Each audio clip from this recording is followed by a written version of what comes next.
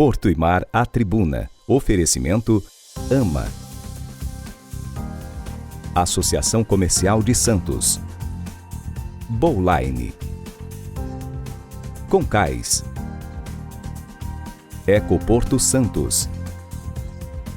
Eldorado Brasil. Praticagem São Paulo. Samarco Advogados. Ivan Ord. Olá, senadora. Desculpa, Leopoldo, mas me atrasei um pouco. Corri muito para chegar até aqui. Não há problema, é um prazer tê-la conosco. A senhora está nos escutando bem? Estou escutando bem, estou às suas ordens, o prazer é meu estar aqui com você e à sua disposição para nós falarmos sobre um assunto da maior importância para o país, que é a cabotagem. Ou outros assuntos que você preferir. Perfeito, senadora. Bom, mais uma vez, muito obrigado pela sua participação. E dessa forma, nós damos início a mais essa edição do webinar Porto e Mar 2020, com o tema Uma Proposta para a Cabotagem Brasileira, com a participação da senadora Cátia Abreu, senadora do PDT pelo Tocantins, que no mês passado apresentou um projeto de lei para incentivar a cabotagem no Brasil. Atualmente, já havia, o governo federal preparava um projeto de lei para também incentivar a cabotagem, projeto denominado BR do Mar. Atualmente esse texto está, pelo menos a última informação é que ele está em análise na Casa Civil, mas a senadora também apresentou esse projeto no Senado, ou seja, nós teremos aí dois textos que vão ser debatidos no Congresso. Na semana passada, num balanço das ações do Ministério da Infraestrutura no primeiro semestre, o ministro Tarcísio Gomes de Freitas citou o projeto da senadora e até afirmou que os dois vão ser debatidos no Congresso e poderão, sim, acabar sendo unificados para originar um projeto ainda melhor para o setor. O que a senhora achou dessa proposta, senadora? É essa a sua expectativa? Olha, Leopoldo, eu, na verdade, eu fiquei um pouco cansada de ficar esperando, não só agora nesse governo, mas de governos anteriores. Há mais de 10 anos que eu luto para que nós possamos mudar a cabotagem no país. E no governo Dilma, nós tivemos uma oportunidade de aprovar duas matérias, ou uma ou outra. E nós tínhamos o problema dos portos, né, dos portos privados mistos, e nós tínhamos a cabotagem. Na realidade, eu queria que a MP, que a presidente Dilma na época não era ministra, não. Eu era presidente da CNA. E eu que ajudei a escrever, eu que levei essa tese até ela, e ela tomou conhecimento, mas ela preferiu tratar de um assunto primeiro, depois o outro, porque eram dois assuntos muito delicados para ser tratado na mesma medida provisória. E eu acabei concordando com ela que não adiantava ter cabotagem se não tivesse porto. Então, vamos fazer o porto primeiro. Graças a Deus, eu tenho muito orgulho do meu mandato, entre tantas outras coisas, a MP dos portos, que eu tive uma participação modestamente importante na época. Logo depois veio outro governo, já muito tumultuado, com impeachment, depois Michel Temer, que eu fiquei apoiando Dilma e não tivemos articulação política para fazê-lo. Isso tudo eu venho carregando esse desejo de nós modernizarmos a cabotagem brasileira. E o Tarcísio, que é o ministro do Transporte, nós trabalhamos juntos no governo Dilma, porque ele era o presidente do DENIT. Então, ele sabe da nossa luta antiga com relação a esse tema, não só esse, como ferrovia, hidrovia, enfim. E eu vi agora uma nova oportunidade, e desde o ano passado que eu venho estimulando, a gente vem trabalhando, vem conversando, a BR do Mar, mas em governo sempre há um consenso ou uma medida provisória não vem a campo, né? Ela não vai para o Congresso se os ministérios afins não tiverem uma concordância. E eu percebi que, entre tantos assuntos importantes, com pandemia e tudo mais, crise econômica, outras prioridades vieram e a promessa dessa BR do Mar, eu tenho certeza que, de fato, deve estar sendo preparada, mas eu falei, não vou esperar mais. Eu tenho 3 anos de mandato ainda pela frente e eu preciso trabalhar, eu preciso produzir, né? Porque a gente nunca sabe do futuro o que acontecerá. Então, eu protocolei o projeto, enviei para o Tarcísio, a primeira coisa que fiz, a cópia para ele, enviei para o Paulo Guedes, para todos os setores, nós discutimos antes com todos os setores, e fizemos, então, esse projeto que eu julgo muito completo, não por mérito meu, mas por mérito de um grande diálogo que eu fiz com todos os setores, e todo mundo que está lidando com cabotagem, aquele que contrata o frete e aquele que faz o frete, foram ouvidos com muita intensidade. Então, o que nós queremos com esse projeto é fazer com que a cabotagem no Brasil saia do ranking de uma das piores e mais caras do mundo e passe para o ranking de ficar entre as 5 melhores e mais modernas do mundo. Esse foi o meu objetivo. Por quê? Porque nós queremos que ela seja a mais moderna do mundo em termos de eficiência e custo. Porque se eu conseguir ser eficiente, fazer a cabotagem eficiente e com um custo mais, o transporte da cabotagem com um custo mais baixo, eu vou estar trabalhando para diminuir o custo Brasil. E isso é fantástico. O custo Brasil é muito alto em termos de logística de transporte. E assim mesmo, ainda somos muito bons na foto, né? Como diz os jovens, somos muito bonitos na fotografia, mesmo com tudo trabalhando contra nós, como é a infraestrutura do país, que não é adequada e nem moderna como em comparação com outros países. Apesar de tudo, não é, senadora? Hã? Apesar de tudo, ainda batemos recorde, ainda conseguimos vender o nosso agronegócio. O que o agro faz para crescer? Eu falei, cresce de noite. Senadora, dentro da sua proposta, a senhora chegou até a avançar em alguns aspectos que não foram, pelo menos assim, propôs até algumas mudanças que já estavam previstas no texto do governo federal, entretanto a senhora ainda avançou nessas medidas. Alguns analistas até consideraram que o seu texto está mais favorável ao que o Ministério da Economia esperava desse projeto de lei do que efetivamente o Ministério da Infraestrutura. Entre eles, a possibilidade de um afretamento por mais tempo. Por que essas mudanças? Ou melhor, por que essas propostas? Olha, eu não sei direito qual é a discordância entre eles, mas eu confio muito no bom senso do Tarcísio e do ministro da Economia, Paulo Guedes, que eles vão compreender, assim que lerem o projeto, estudarem com as suas equipes, que esse projeto, sinceramente, ele não traz oposição. Ele é um projeto que abre caminhos para o fortalecimento da cabotagem nacional, sem impedir que empresas estrangeiras, inclusive pequenas, também possam vir se instalar no Brasil. Então, nós não queremos mais suportar e tolerar a ANTAQ, por exemplo, legislando em benefício de uma minoria. Nós não vamos permitir isso mais. A ANTAQ não é o Congresso Nacional, é uma agência reguladora que existe para proteger o país e não destruir e favorecer uma pequena minoria fazendo reserva de mercado e monopólio. Então, com todo respeito às pessoas que compõem a ANTAQ, isso não é uma grande maioria, mas uma minoria que insiste em contrariar a lei, normatizando através de instruções normativas que são inconstitucionais. Já foi reconhecido isso, inclusive, no Tribunal de Contas da União. O meu projeto lá foi mencionado e citado pelo competente ministro Bruno Dantas e os demais ministros do TCU, e eu espero, com sinceridade, que ele seja apoiado por todo o Brasil, porque ele não é para mim. Meu estado, por exemplo, fica lá no interior do Brasil, em Tocantins.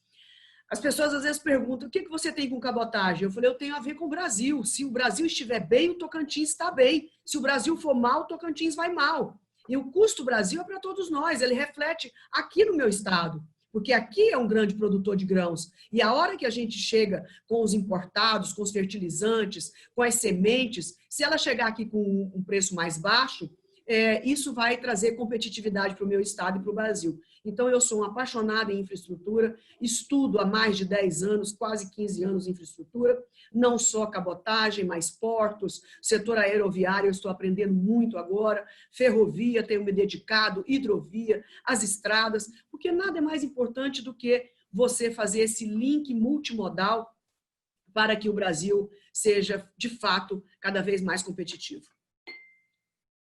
E, senadora, qual foi o motivo da senhora ter proposto uma facilitação para o afretamento a tempo no seu projeto de lei? Porque não tem sentido uma burocracia tão pequena. Eu, dono da carga, só dou trabalho para o dono da carga e aumento o custo. E tiro a competitividade daqueles que são donos dos navios. Então, se eu sou uma cliente que tenho 3 cargas e não existe o navio nacional e eu tenho que fazer o afretamento, eu tenho que passar pela circularização da ANTAQ 3 vezes. Às vezes, na segunda e na terceira do afretamento que eu contratei, eu nem encontro mais, porque alguém entra com um navio similar. Então, quando eu tenho uma carga disponível, eu quero o contrato completo para a minha carga de 3 navios que eu fiz naquela determinada data. Então, não tem sentido uma burocracia que, no fundo, a ANTAQ sabe disso, uma minoria na ANTAQ sabe disso, que, desculpa que caiu tudo aqui, uma minoria sabe disso na ANTAQ, que, na verdade, é para favorecer as grandes internacionais que controlam a cabotagem no país. Eu não quero que elas vão embora, deixa elas ficarem aí, mas elas não podem ser privilegiadas em detrimento das pequenas e médias e de tantas outras para abrir a concorrência.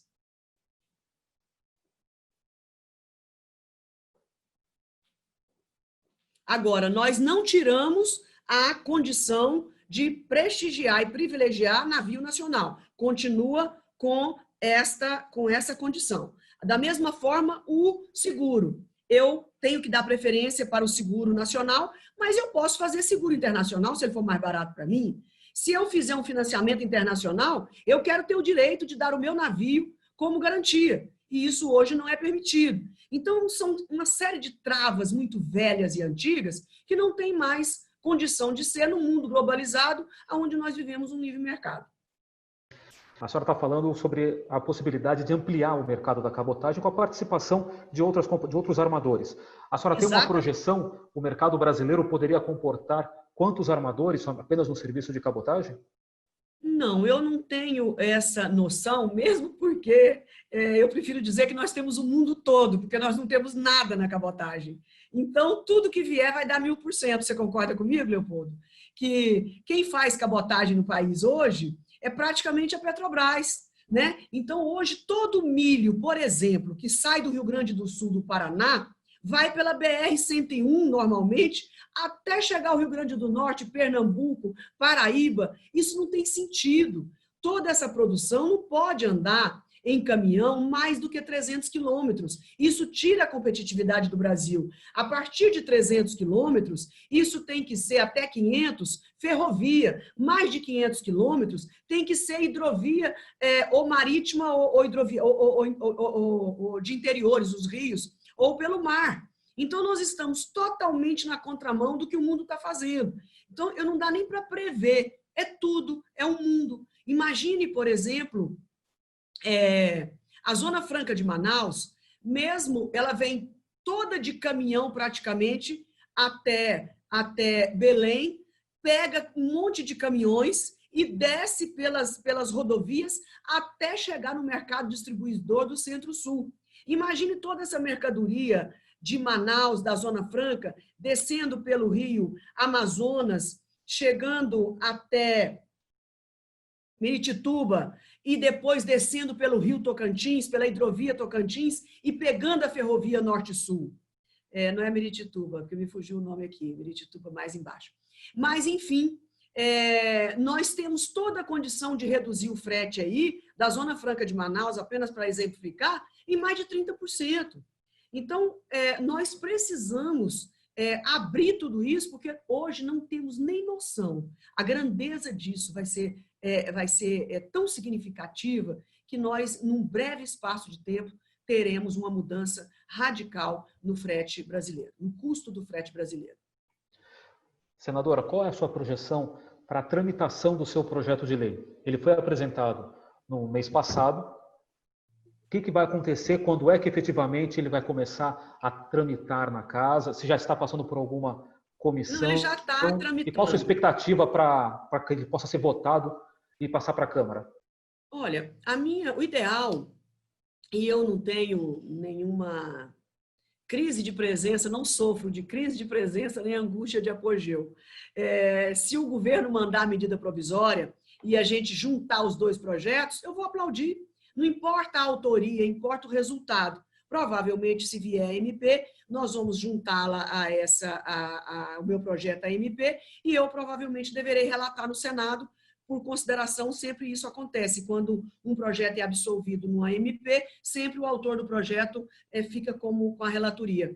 Então, eu não tenho essa vaidade e essa mesquinhez. Eu quero que ande. E, através de uma medida provisória, isso pode acelerar o passo. Então, desde que ela seja protocolada na Câmara, eu já quero identificar o relator que será escolhido, para que a gente possa trabalhar em conjunto, para quando chegar no Senado, a gente ter pouquíssimas mudanças a serem feitas. Então, eu tenho muita esperança que nós, na hora que nós retomarmos do recesso, não é recesso, desculpa, do nosso isolamento, nós deveremos debater. Por quê? Porque agora, durante o isolamento, tem um acordo entre os líderes que todas as matérias que serão votadas, elas são relacionadas à Covid.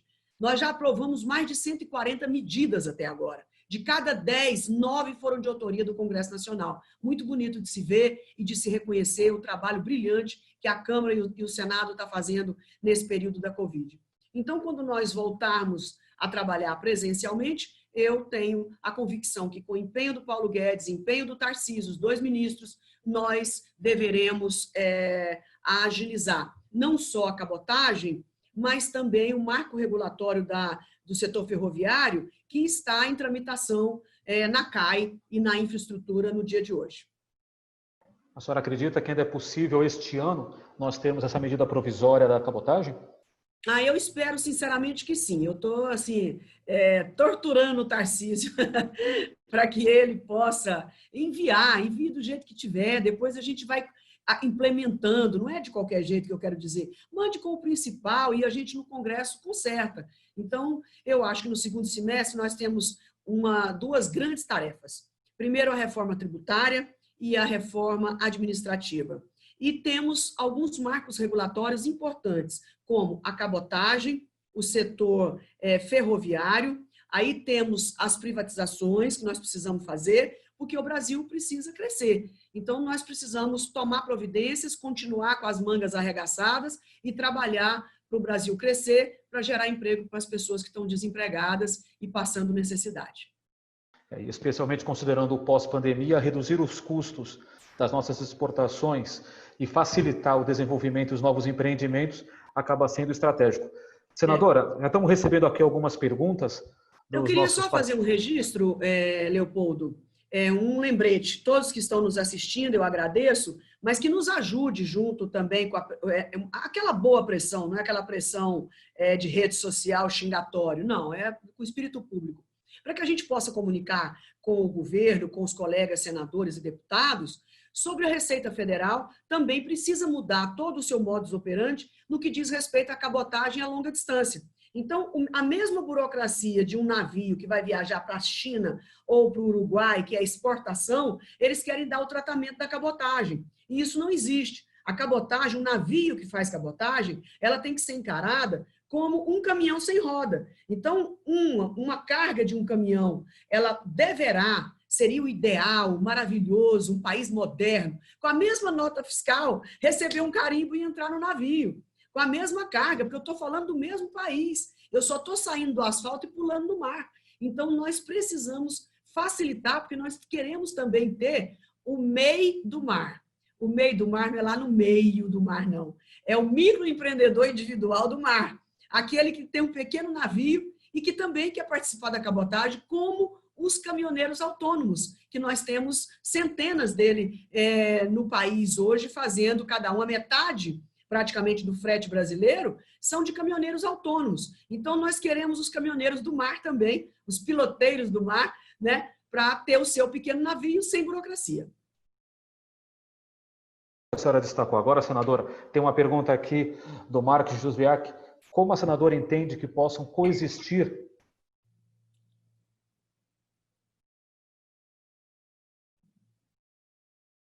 Desculpe, vou repetir a pergunta. Como a senadora entende que possam coexistir navios com tripulações brasileiras com custo e navios estrangeiros com tripulações estrangeiras mais baratas, já que há uma diferença aí nos encargos em águas brasileiras?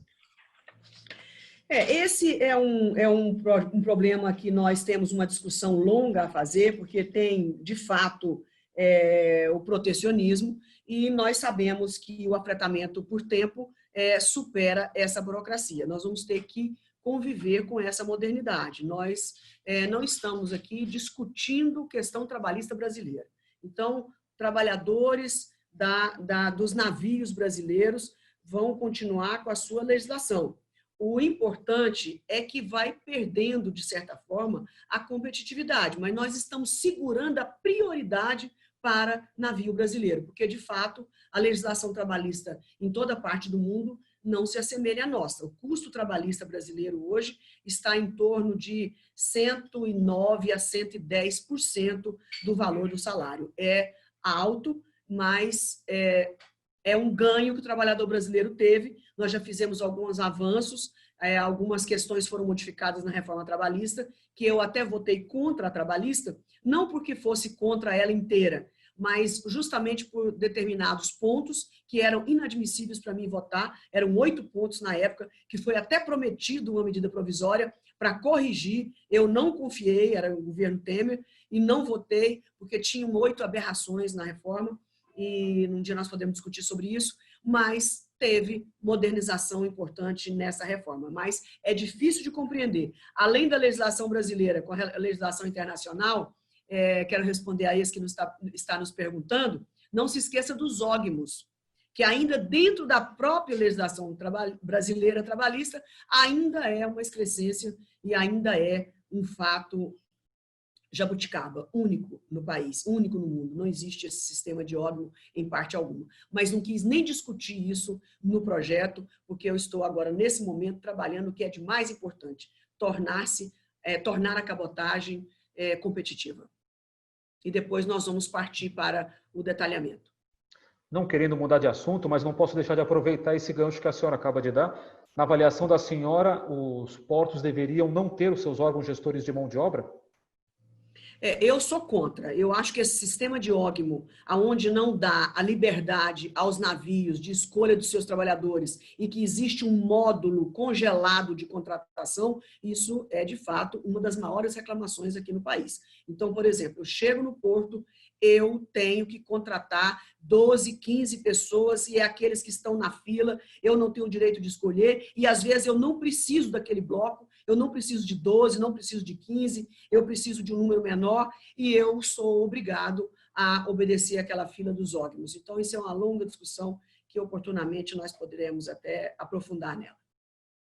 Perfeito. A senhora já respondeu a respeito da questão trabalhista, dos custos trabalhistas, mas também tem um outro aspecto.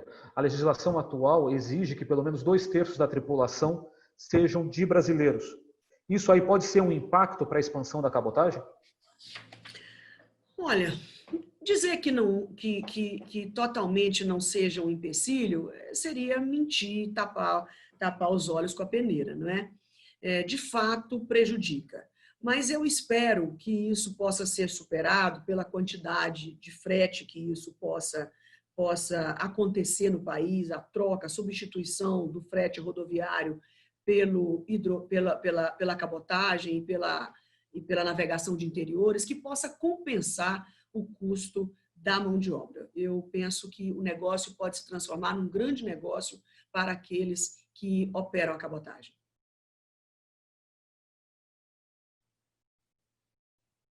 Tá sem som, Leopoldo? Opa, pronto. Obrigado, Eu senadora. quero só dar um exemplo. Por exemplo, nos produtores rurais do Brasil, nós trabalhamos com a mesma mão de obra.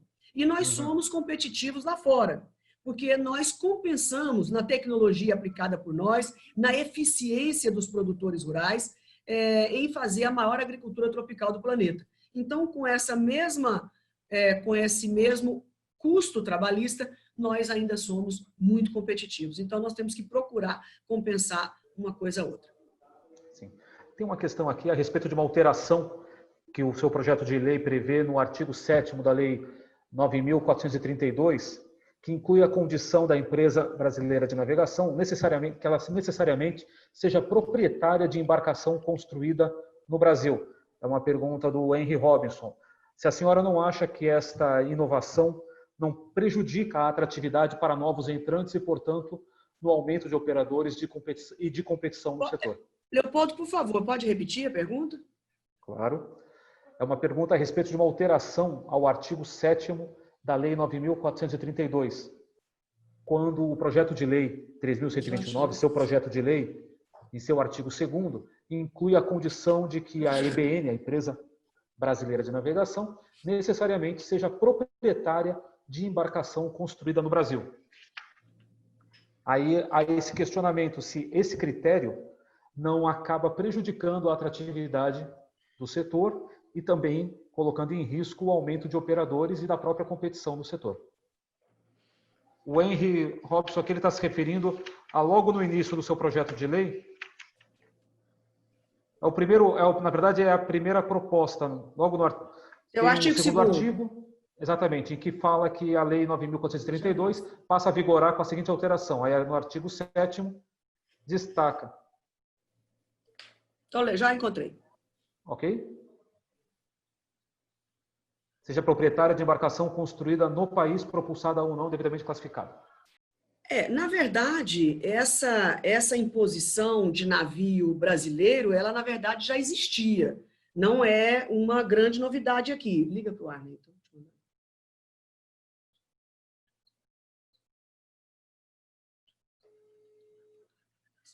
Eu posso consultar e pegar o projeto anterior, que não está comigo aqui agora, como é que a lei funcionava, e posso responder para ele com tranquilidade ao final da nossa reunião. Também é uma reserva de mercado, uma reserva de mercado que nós já temos ela e que, de fato, aqui entre nós deveríamos superar. O que eu quero registrar aqui nesse momento é que também, com relação ao Fundo da Marinha Mercante, que, na verdade, financia a indústria naval brasileira, eu não sou contra o fundo, eu sou contra o AFREM, porque o Brasil não pode pagar o preço para que um fundo seja criado. Então, todo fertilizante brasileiro, mais de 90% dele, é, na verdade, importado.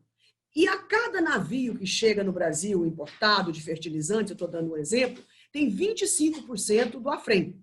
Isso quem é que vocês acham que vai pagar? É o dono do navio? É o dono da carga? Ele vai repassar para os produtores que plantam grãos e cereais lá na ponta, e frutas e tudo mais. Então, isso é inadmissível. Na cabotagem, corre em torno de 10% do valor do frete para o fundo da Marinha Mercante. Então, o fundo da Marinha Mercante ele pode existir, não tem nenhum problema. Agora, com esses percentuais de afretamento, nós não podemos permitir. E isso nós estamos tirando também do projeto e finalizando o AFREM para diminuir o custo de produção. Perfeito. Senadora, como é que a senhora está analisando o excesso de regulamentação em relação à cabotagem? Há como simplificar isso daí? O seu projeto de lei consegue simplificar essa medida? Eu estou recebendo aqui várias perguntas voltadas a isso. Nós precisamos trabalhar em duas frentes. Primeira é deixar o marco legal bem claro. Porque aqui no Brasil ocorre uma coisa curiosa. A gente faz uma lei simples e aí as agências reguladoras vêm e complicam ou desvirtuam a lei votada no Congresso Nacional. Com a maior cara de pau, não é até feia essa palavra, mas não tem outra. Com a maior, assim, cinismo, mudam uma legislação para agradar A, B ou C. E nada acontece. Então, uma agência reguladora que nasceu para me proteger que eu digo é o povo brasileiro, ela desprotege e favorece meia dúzia. Então, o que a gente acaba sendo obrigado a fazer? A detalhar uma lei sem a menor necessidade. Então, nós estamos trabalhando em duas frentes, colocando a lei bem colocadinha, bem escritinha, todos os pingos nos is, e vamos fazer uma pressão muito dura, aliados do Congresso Nacional, uma aliança com o Tribunal de Contas da União, que tem tido um papel fundamental para nos proteger, tem nos ajudado bastante, e nós fazemos uma frente de vigilância e não permitir, e começar a derrubar por decreto legislativo essas instruções normativas feitas por qualquer agência, não é só a ANTAC. Todas estão com essa mania. Perfeito, senador. E só para complementar, nós temos aqui, acompanhando o nosso webinar, o secretário Dino Batista, aliás, o diretor Dino Batista, que integra a Secretaria Nacional de Portos e Transportes Aquaviários do Ministério da Infraestrutura e quem supervisiona o projeto da BR do Mar. Aí ele postou aqui um comentário que alerta que a Lei 9.432 não prevê a necessidade do armador possuir embarcação construída no Brasil? Por isso é que eu estou em dúvida em responder a pergunta que foi feita agora há pouco do artigo 2º, porque na minha concepção é exatamente essa reclamação dele que para mim está no projeto, entendeu? Que desobriga a isso. Mas eu vou tirar essa dúvida com a minha equipe e volto a ligar. Essa pergunta tem sentido, porque de fato essa é a minha intenção. Eu não posso obrigar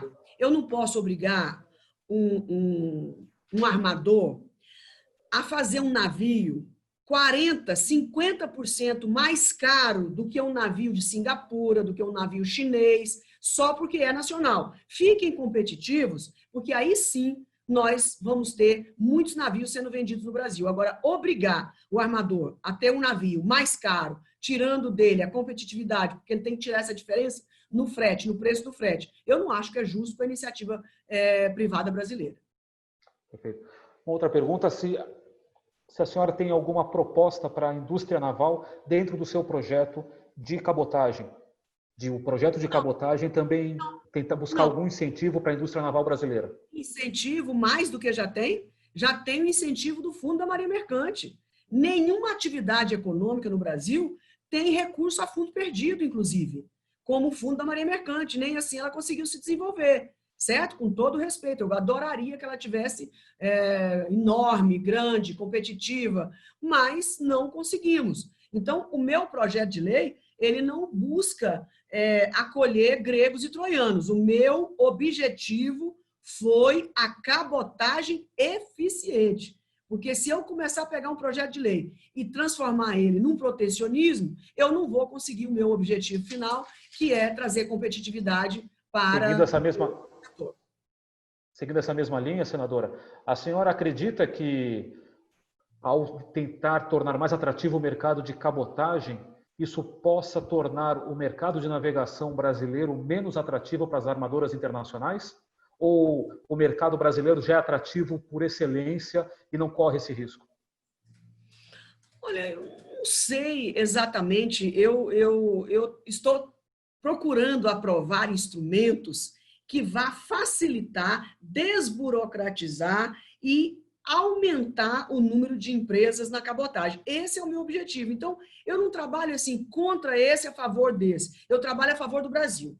Se as empresas estrangeiras estiverem trabalhando a favor do Brasil, ótimo. Se as empresas nacionais trabalharem a favor do Brasil, ótimo. Eu tenho certeza que as empresas do Brasil serão altamente beneficiadas, não com protecionismo e corporativismo, mas é porque o mercado vai proporcionar isso a elas. Quem está no país tem muito mais chances e oportunidades. Então, as empresas de transporte, as empresas de afretamento serão altamente beneficiadas com essas mudanças, mas elas não são feitas para excluir empresa estrangeira. Automaticamente, as nossas ficando competitivas, é normal que isso tenha um equilíbrio.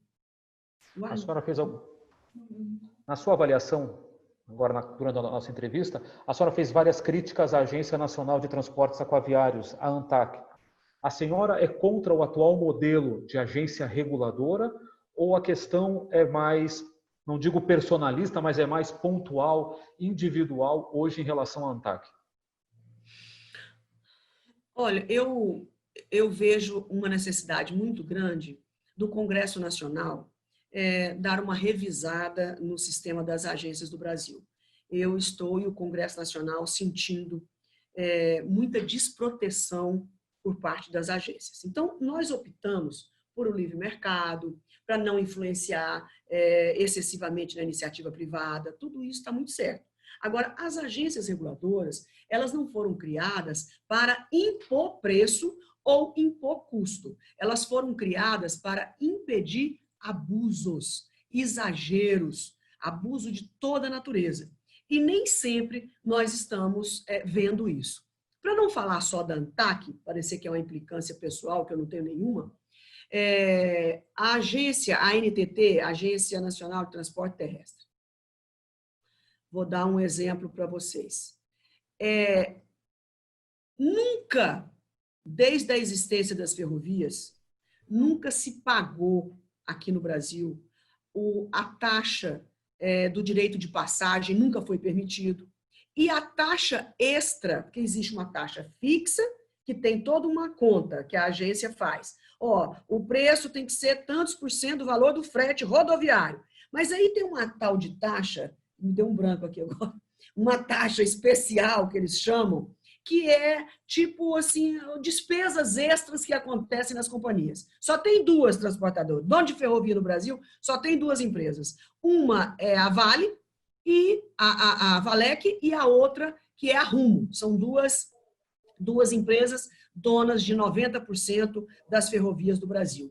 Então, o que acontece? Essa taxa extra, elas, como não tem fiscalização pela ANTT, eles colocam no tamanho e patamar que querem. Sabe o que está acontecendo? Às vezes, no período da safra, nós temos o preço da ferrovia mais caro do que da rodovia. Será que isso é possível? Isso tem sentido? E o que a ANTT fez até hoje? Multou, sabe quanto recebeu de multa? 0. A mesma empresa que foi multada só num trecho, ela tem mais de R$1 bilhão de multa, ela entrou na licitação e ganhou o trecho da Norte-Sul, de Anápolis até Palmas. Eu nunca ouvi falar que alguém que está litigando com a União, ou com o Estado, ou com o município, que ela possa concorrer a uma licitação. Ela pôde. Certo? Então, eu não sei o que a ANTT está fazendo diante disso.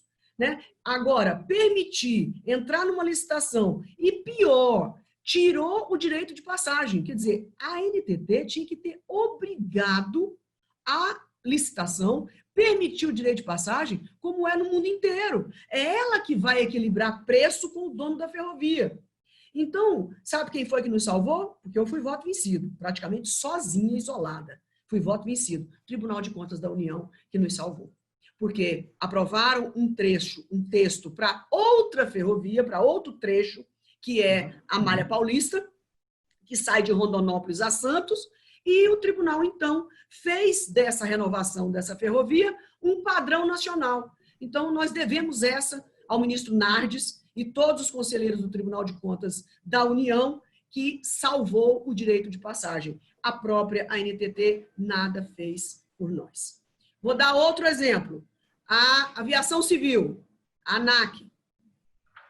Será que alguém aqui precisa que eu diga quanto foi o preço das passagens aéreas no Brasil antes da pandemia?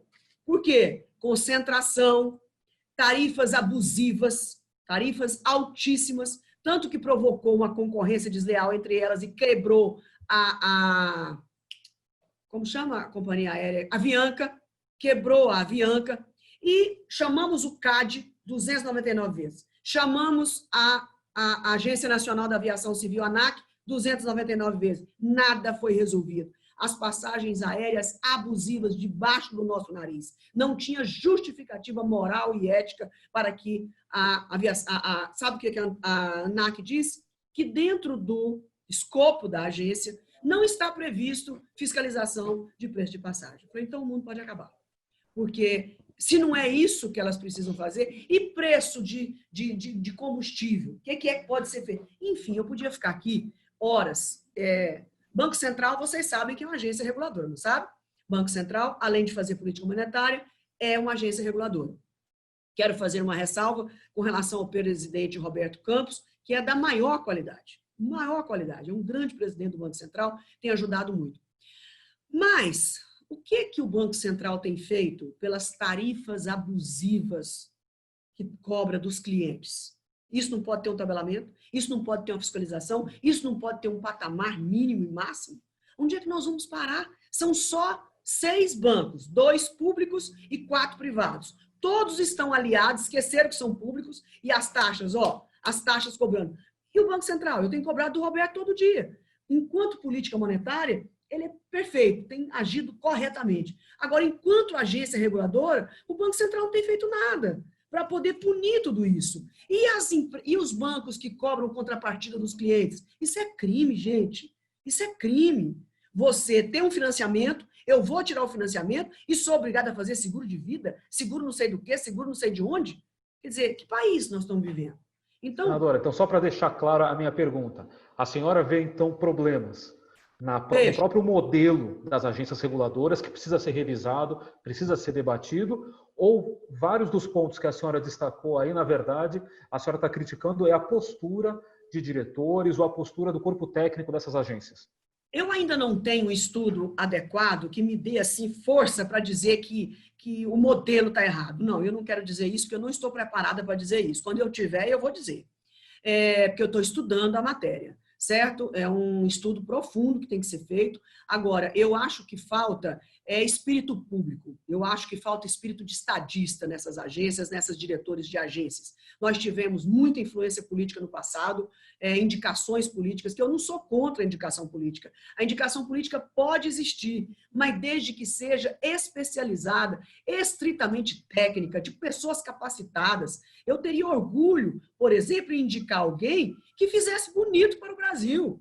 Né? Não tenho a menor intenção de indicar ninguém, pelo amor de Deus. Mas se eu tivesse essa oportunidade, se acontecesse isso, eu ia querer colocar o melhor que existe. E não o pior, ou não aquele apenas para proteger um partido político ou interesses individuais. A agência reguladora tem que ser independente, os diretores precisam ganhar bem e ganham muito bem para proteger o consumidor, porque o consumidor é a excelência, o contribuinte, que paga a todos nós, certo? Que paga o imposto. Então, eu não vejo. A ANTAC, naquela regulamentação dela, se não me engano, é a 001, pelo amor de Deus, aquilo é caso de polícia. Aquilo é caso de polícia, aquilo não existe. A legislação é claríssima e a resolução vem para privilegiar determinadas pessoas. Quem é que não está vendo isso?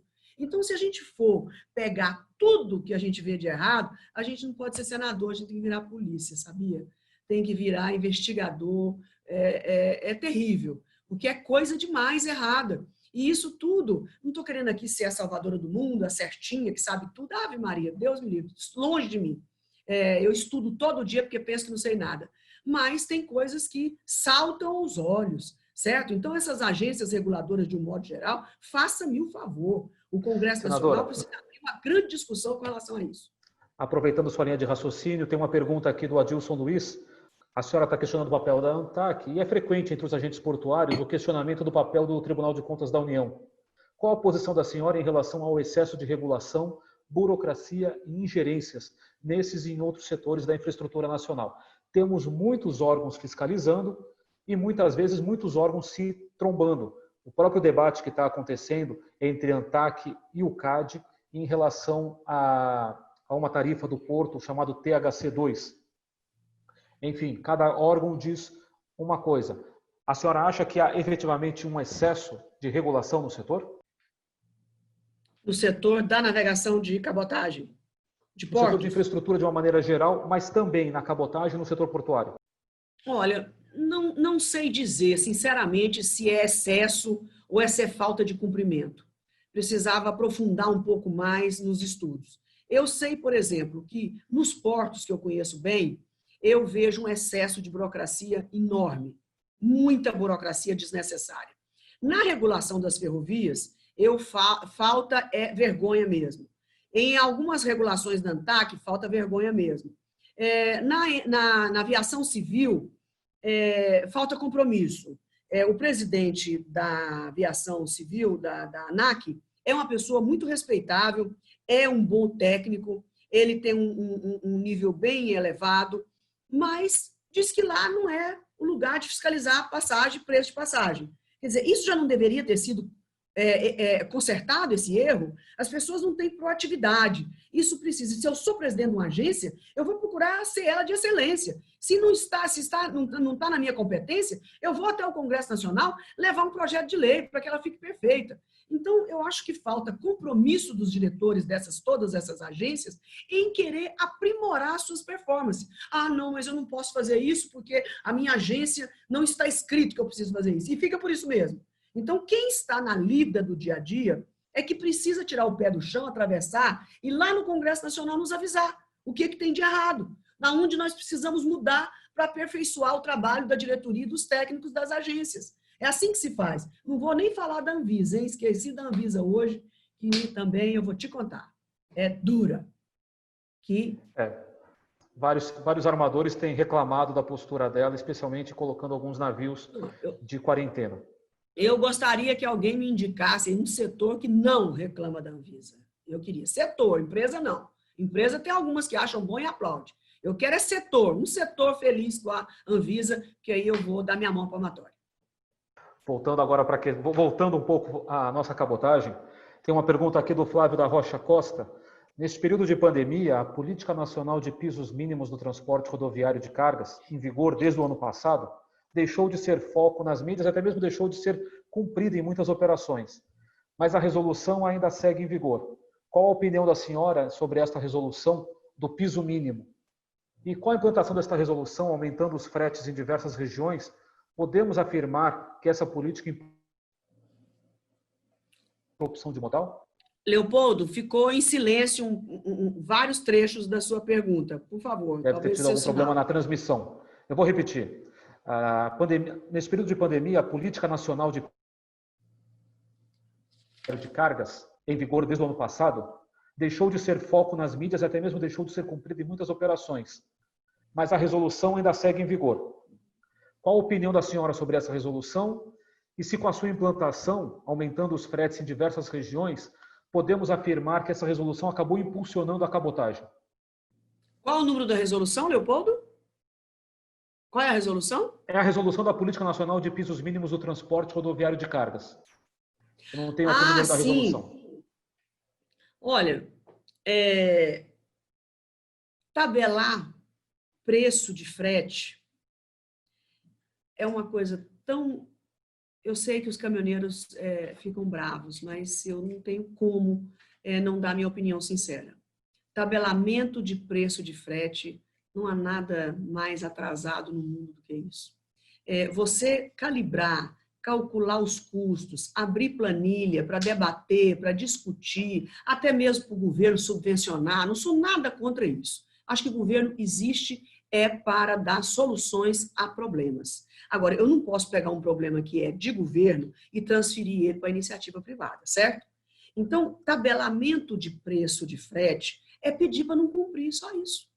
É pedir para descumprir, é pedir para cometer crimes, porque isso não pode perdurar no livre mercado. Isso não pode existir, isso não pode funcionar. Essa é a minha opinião.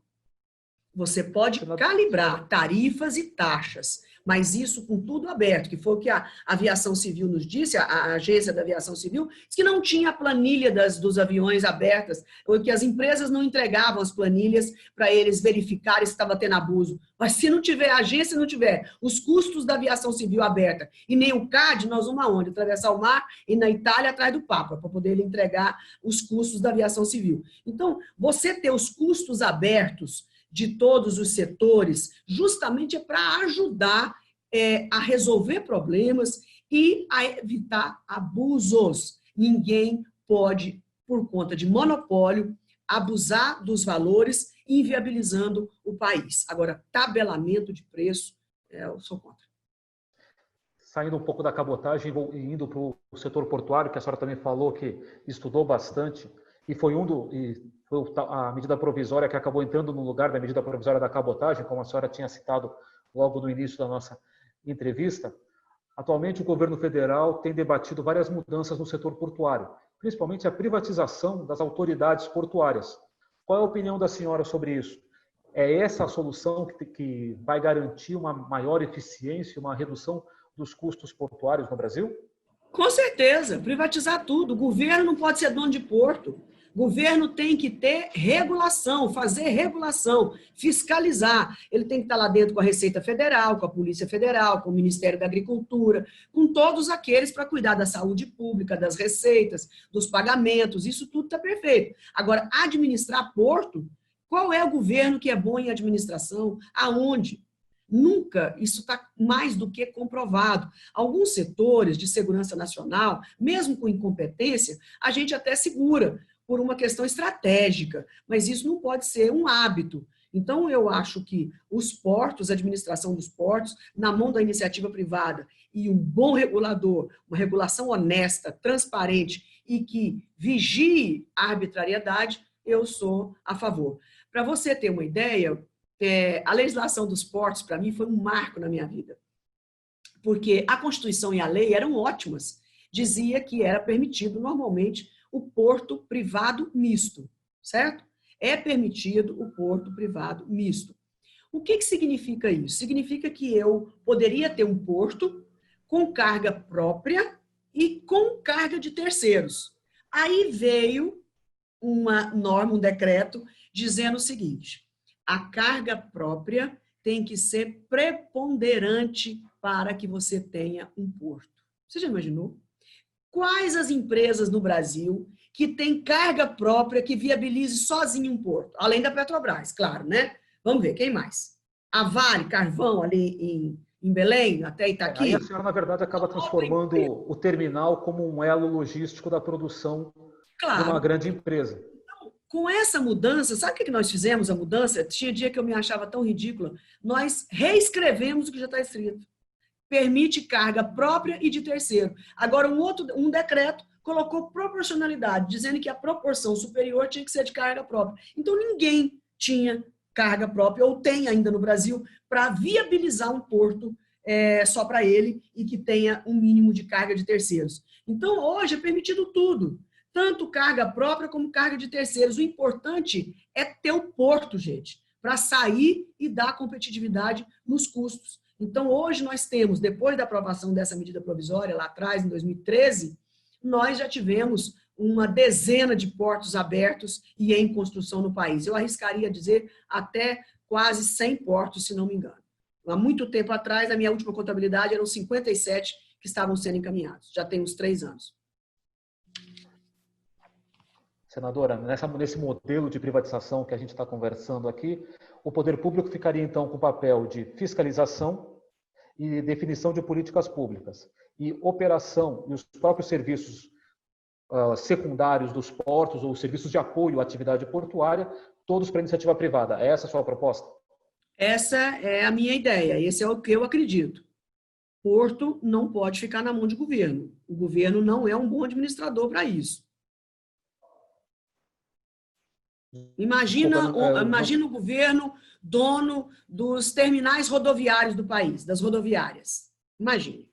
Os aeroportos já não foram todos privatizados e com grande competência e eficiência, fora as crises que prejudicou um pouco algumas empresas que privatizaram, mas não estão indo de vento em popa. O que aconteceu com a telefonia, com as comunicações no Brasil? Né? O que aconteceu com as empresas de energia? Então, eu acho que o governo nunca será um bom administrador por excelência. Tem exceções? Tem, sim. Mas para que se ocupar a sua energia ou o seu tempo com assuntos que não precisam? O governo tem que estar onde a iniciativa privada não quer estar.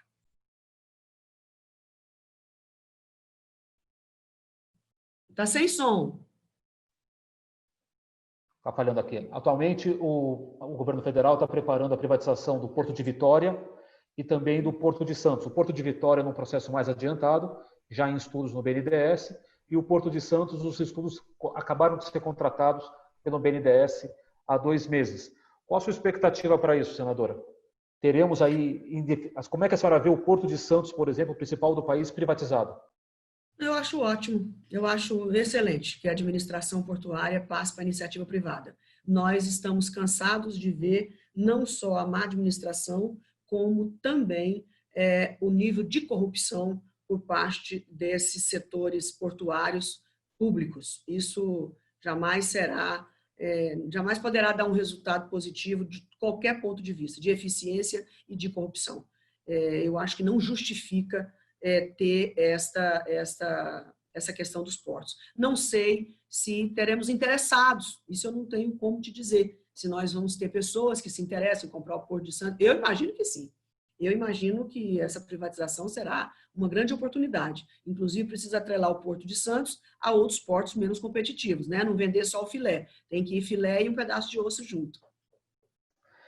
Senadora, eu sei que a agenda da senhora está realmente pesada. Vai começar a sessão do Senado agora e eu preciso entrar. Perfeito. Apenas então uma última pergunta para nós fecharmos. Na questão, debatendo um pouco até mesmo a política nos portos.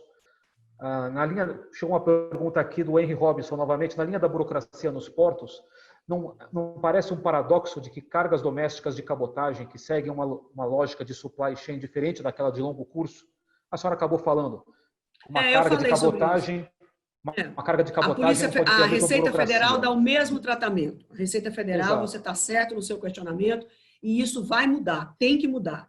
A Receita Federal não pode ficar com preguiça de fazer um trabalho diferenciado, ela está lá para isso. Tem que atender o contribuinte, a excelência, que A paga o pergunta salário. que ele faz é exatamente essa: se os portos não deveriam ter uma área reservada para cargas de cabotagem, onde a carga possa entrar e sair com menor burocracia. Essa seria o ideal, mas como nós não temos em todos os lugares as condições de fazer lá uma porta, um portão para a cabotagem, quem sabe os novos portos, mas hoje não temos, basta saber que um porto é um navio para cabotagem e outro é para longa distância, e dá o tratamento diferenciado. Porque se a gente ficar esperando agora condicionar até uma saída exclusiva, não tem, o Porto de Santos não tem como, já está grande, já está cheio, já está lotado, não tem área para isso. Então a gente vai acabar achando desculpas para não simplificar a cabotagem. Então, vamos começar logo, nós temos que simplificar e ponto, e acabou. Aí a Receita argumentou que tem gente que sai do Espírito Santo, que vem de longa distância, desce no Porto de Vitória, depois vai para o Porto de Santos, como se fosse cabotagem. Uma enganação, falcatrua.